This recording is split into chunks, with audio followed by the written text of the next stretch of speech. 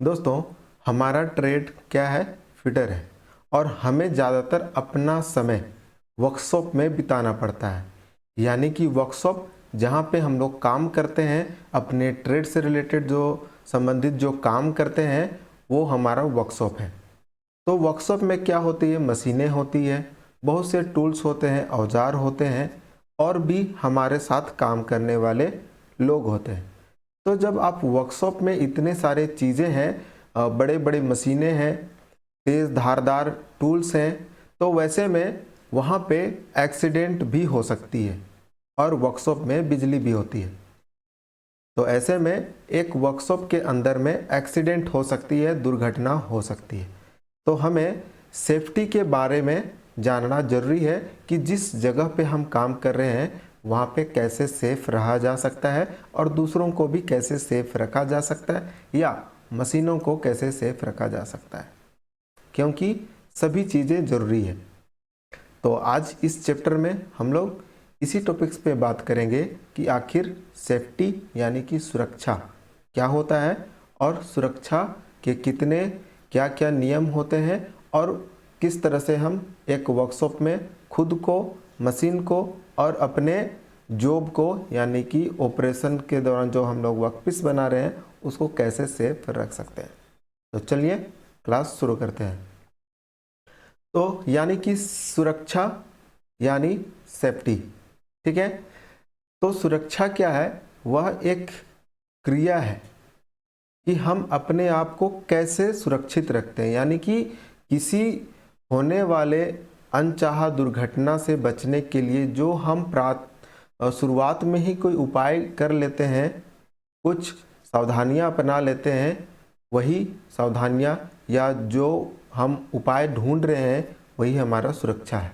तो सुरक्षा एक क्रिया है जो हमारी सभी क्रियाओं को ऐसे व्यवस्थित और नियंत्रित करती है जिससे स्वयं और दूसरों को दुर्घटना के प्रभाव से दूर किया जा सकता है। उसे ही हम लोग कहेंगे सुरक्षा यानी कि सेफ्टी। आसान भाषा में कहें तो सुरक्षित रहने के लिए हम लोग जो भी उपाय कर रहे हैं, चीज़ों को व्यवस्थित कर रहे हैं, कार्य को काम को नियंत्रित कर रहे हैं, ये सभी उपाय ही सुरक्षा है, जिससे कि हम और दूसरों को और मशीन को भी सेफ रख सकते हैं। अब समझते हैं सेफ्टी प्रिकॉशन यानी कि सुरक्षार्थ सावधानियां, ठीक है। उससे पहले हम लोग समझते हैं कि आखिरकार दुर्घटना क्या होती है। तो दुर्घटना यानी कि दूर की घटना जो हमें पता नहीं होता है कि ये ऐसा भी हो सकता है, जिसमें कि किसी की जान जा सकती है या जान या माल संपत्ति दोनों की यहाँ पे नुकसान होती है। यानी कि अगर दुर्घटना होती है तो हमें किसी न किसी तरीके से नुकसान होता है। छोटी दुर्घटना हो तो सिर्फ चोट लग सकता है, छोटा नुकसान हो सकता है, लेकिन यदि बड़ी दुर्घटना हो तो बड़ा नुकसान हो सकता है।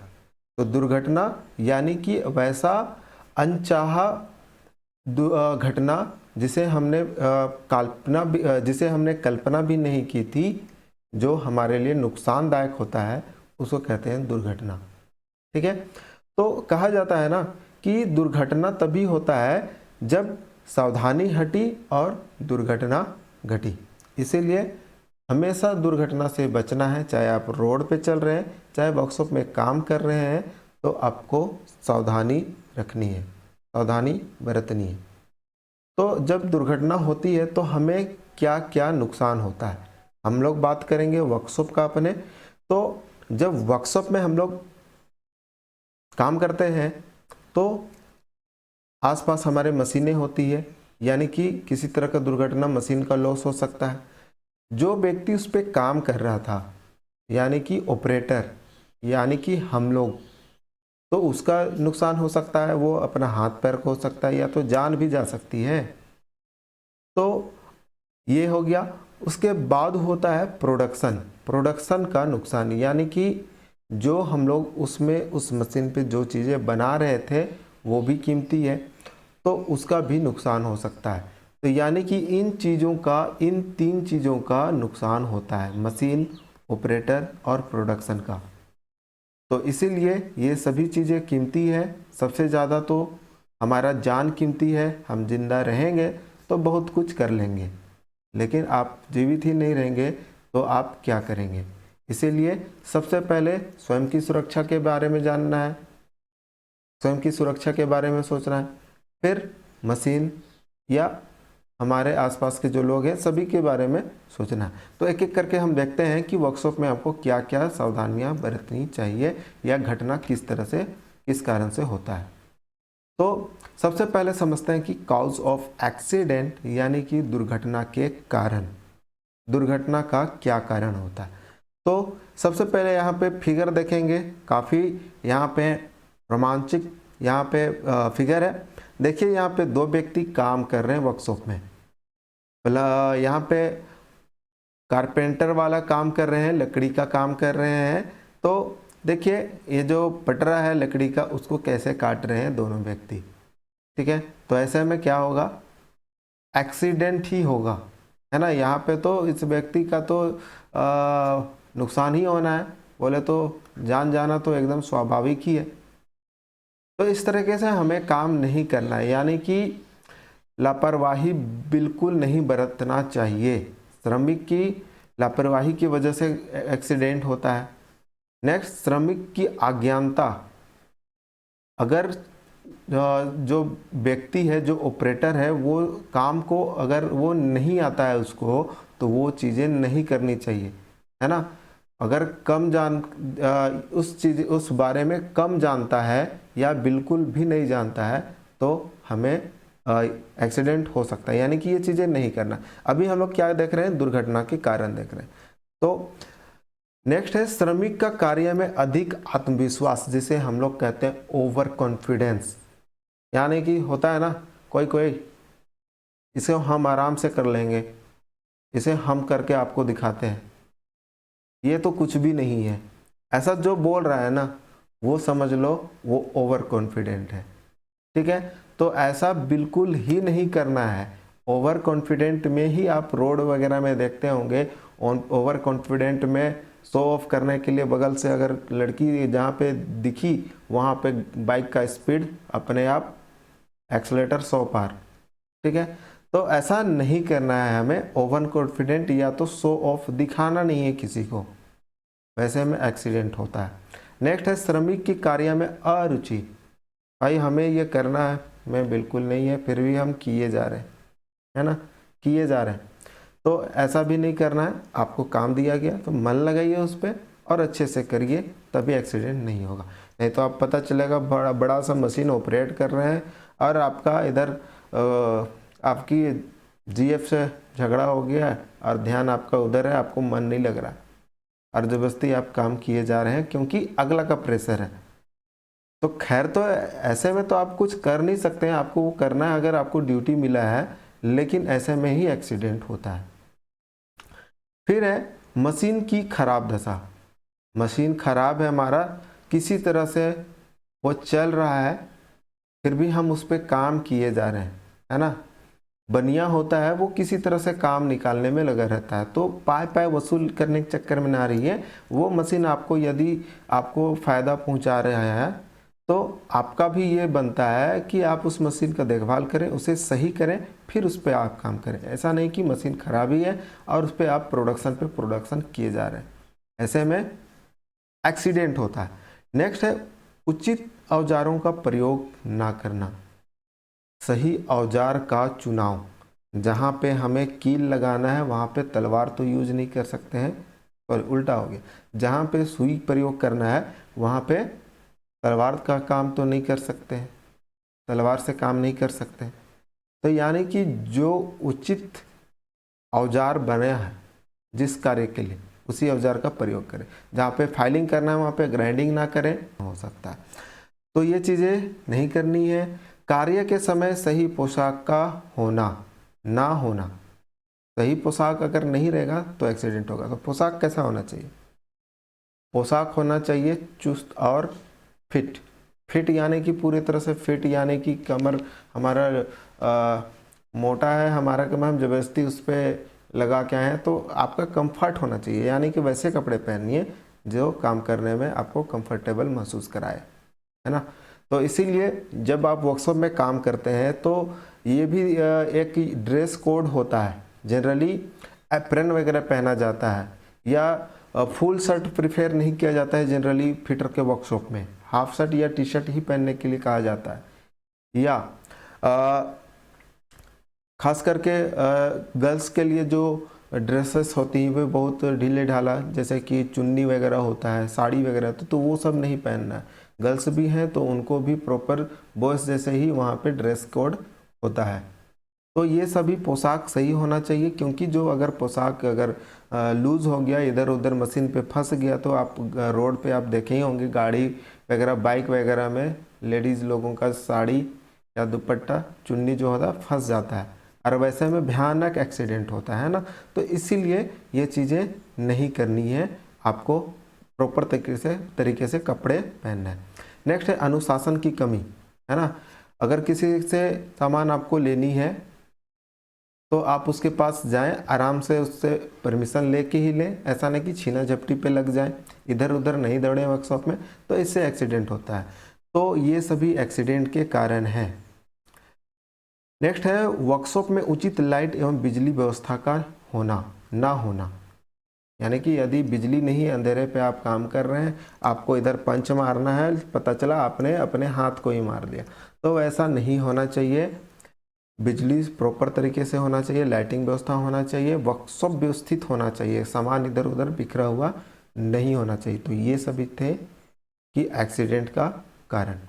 दोस्तों ये जो चैप्टर है, ये चैप्टर से आपको उतने क्वेश्चन नहीं देखने को मिलते हैं। अगर क्वेश्चन देखने को मिलेंगे तो सेम इसी तरह से आपको एक्सीडेंट का क्या कारण है इनमें से 3 दे देगा, और एक नहीं दूसरा कुछ रीजन रहेगा, यानी कि जो सेफ्टी का कारण रहेगा। तो इस तरह से क्वेश्चन बनते हैं इसमें। तो चलिए नेक्स्ट हम लोग डिस्कस करते हैं सेफ्टी रूल। दुर्घटना से बचना है, सबसे पहले सेफ्टी रूल। तो सेफ्टी के लिए 3 चीज़ें फॉलो करना है, खुद की सेफ्टी के लिए, मशीन की सेफ्टी के लिए, और जो काम कर रहे हैं यानी कि जो जॉब बना रहे हैं उसकी सेफ्टी के लिए। तो सबसे पहले हम लोग बात करेंगे स्वयं की सेफ्टी यानी कि जनरल सेफ्टी रूल। तो सबसे पहले क्या, जो भी हम वर्कशॉप में काम कर रहे हैं वहाँ पे जो भी वरिष्ठ अधिकारी होंगे, आपके टीचर होंगे, या कंपनी में काम कर रहे हैं तो आपके मैनेजर होंगे, तो उनसे पूछ कर ही काम करना चाहिए, ठीक है। कार्यस्थल को साफ रखना है, कपड़े फिट होने चाहिए, पहले डिस्कस कर चुके हैं। आँखों के बचाव के लिए चश्मा और पैर के बचाव के लिए जूते पहनना चाहिए, यानी कि जो पीपीई किट होता है ना, पूरा पीपीई किट पहनना चाहिए, जहाँ पे जिस तरह का ज़रूरत हो। जहाँ पे ग्राइंडिंग कर रहे हैं गॉगल्स पहनिए, ठीक है।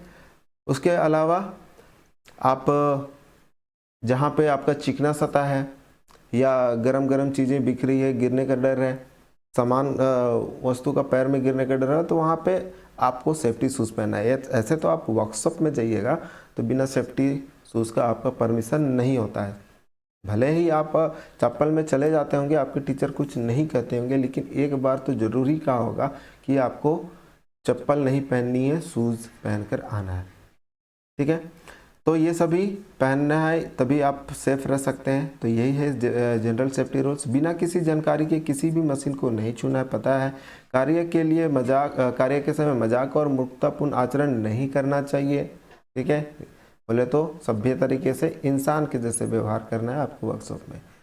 सीढ़ी का प्रयोग अच्छी तरीके से करना है ना। सीढ़ी जब मान लीजिए किसी हाइट पे काम करना है, सीढ़ी लगा के काम करना है, तो एक व्यक्ति सीढ़ी पकड़ने के लिए अवश्य रखे, नहीं तो सीढ़ी स्लिप हो गया तो आपका क्या हाल होगा आपको पता है। सीढ़ी का प्रयोग अच्छी तरीके से करना चाहिए। हो गया, किसी कारणवश दुर्घटना हो तो उसकी सूचना वरिष्ठ अधिकारी को तुरंत दें।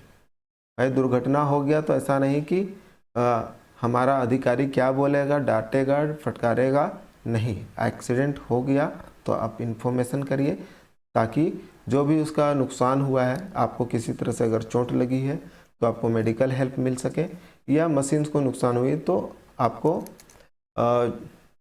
उसका जो भी ये है उसको इन्फॉर्मेशन देनी चाहिए। तो ये थे जनरल सेफ्टी रूल। अब बात करते हैं, जब आप टूल के साथ हैंड टूल के साथ काम करते हैं तो आपको क्या क्या सेफ्टी का ध्यान रखना है, क्योंकि टूल्स जो होते हैं ना तेज धार भी हो सकते हैं, भारी भरकम भी हो सकते हैं, तो इसीलिए इनसे चोट लगने की, कटने की संभावना रहती है। इसीलिए आपको क्या क्या सेफ्टी रखना है। सबसे पहले कार्य के अनुसार सही औजार का प्रयोग करना चाहिए, पहले बता दिया मैंने। खराब औजारों का प्रयोग नहीं किया जाना चाहिए। औजार चाहे मशीन खराब हो तो साइड में रख दो भाई, उससे काम जबरदस्ती ना निकालो। बिना दस्ते की रेती का प्रयोग नहीं करना चाहिए। दस्ते यानी कि हैंडल है ना, फाइल जो होता है रेती जिसको कहते हैं, उसके पीछे में एक हैंडल लगा होता है लकड़ी का या फाइबर का, प्लास्टिक का, तो वो लगा होना चाहिए, नहीं तो आप फाइलिंग करिएगा इधर आपका हाथ लाल होके बहुत ही ज़्यादा लाल हो जाएगा, ठीक है, कट जाएगा। तो इसलिए आपको बिना दस्ते वाले का प्रयोग नहीं करना चाहिए। प्रिसीजन टूल का सावधानी से प्रयोग करना चाहिए। प्रिसीजन टूल क्या होता है, मेजरमेंट के लिए जो कि महंगा होता है ना, जैसे कि vernier calliper, micrometer, height gauge, ये सब प्रिसीजन टूल हैं, अलग से हम लोग पढ़ेंगे। तो ये सभी महंगे महंगे चीज़ें आती हैं, 10,000, ये सब वर्नियर कैलिपर, हाइट गेज, ये सब 10-12 हज़ार का आता है। तो महंगी चीज़ें हैं, तो स्वाभाविक सा बात है कि हमें एक बार तो काम करना नहीं है, हमेशा काम करना है। इसीलिए इन चीज़ों को अच्छे से सावधानीपूर्वक इसका यूज़ करें। कार्य के बाद औजारों को सही जगह पे रख दें, है ना, डिसिप्लिन होना चाहिए, यानी कि काम किए और फेंक के चले गए नहीं, जहाँ से लिए थे वहाँ पे प्रॉपर तरीके से आप औजार को रख दें। तो ये सभी आपको करनी चाहिए। नेक्स्ट है, अब बात करते हैं मशीनों से सुरक्षा, यानी कि मशीन को सुरक्षित कैसे रखा जा सकता है। तो मशीन पर कार्य करने से पहले उसकी संपूर्ण जानकारी होना चाहिए, क्योंकि जो मशीन पे हम काम करने वाले हैं वो मशीन कैसे स्टार्ट करते हैं सबसे पहले, फिर कैसे बंद करते हैं, वो दो चीज़ें तो सबसे पहले मालूम होना चाहिए। और उसके बाद किस तरह से उसको ऑपरेशन करते हैं, आपको आता है तभी करिए, नहीं आता है मत करिए, पूछ लीजिए कैसे करते हैं, उसके बाद ही आप सीखने की कोशिश करिए। ऐसा नहीं आता नहीं और लग गए, है ना, एक्सीडेंट हो सकता है। ऑपरेशन के बाद चिप्स को हाथ से नहीं छूना चाहिए। मशीन पे जब भी काम करेंगे मेटल से, तो छोटा छोटा चिप्स निकलता है जो कि हाथ के लिए और आँख के लिए नुकसान हो सकता है, बहुत ही ज़्यादा नुकसान हो सकता है। बहुत से लोगों का हम लोग सुनते हैं काम करने के दौरान कि आँख में चला गया और उसको आँख का नुकसान हो गया, आँख खराब हो गया या चश्मा लगना स्टार्ट हो गया। तो ये चीज़ें होती है, इसीलिए उसको चिप्स को हाथ से बिल्कुल नहीं छूना है। चालू मशीन को साफ करने का प्रयत्न नहीं करना चाहिए। ये तो बहुत ही बहादुर व्यक्ति ही होगा या जीनियस होगा वही करेगा, है ना। तो चालू मशीन को आप साफ करने का या किसी तरह से रोकने का हाथ से ताकत दिखाने की ज़रूरत नहीं है। तो ये चीज़ें नहीं करना है। ऑपरेशन के दौरान कोई भी खराबी आ जाए तो उसे बंद कर दो। मशीन ख़राब हो गया, बंद कर दो, ठीक करो, उसके बाद काम करो। मशीन पर कोई भी कार्य करते समय सुरक्षा पोशाक पहन लेना चाहिए। जैसे मैंने बताया कि अगर उस समय ग्राइंडिंग पे काम कर रहे हैं तो आपको गोगल्स पहनना ज़रूरी है। वेल्डिंग करते समय भी आपको गोगल्स पहनना ज़रूरी है। या कोई भी आप मोल्ड वाले कार्य में, गर्म जहाँ पे लोहागिरी वाले काम में कर रहे हैं, तो वहाँ पे सेफ्टी शूज़ या एप्रन वगैरह, ग्लव्स वगैरह पहन लेना है। बिजली का काम कर रहे हैं तो भी ग्लव्स और ये सब सेफ्टी शूज़ पहन लेना चाहिए। यानी कि प्रॉपर जो काम कर रहे हैं उसके लिए जो प्रॉपर पोशाक है वो उपयोग करना चाहिए, ठीक है। तो ये था हमारा सेफ्टी और सेफ्टी के रूल, मशीन के लिए, अपने लिए और जॉब के लिए।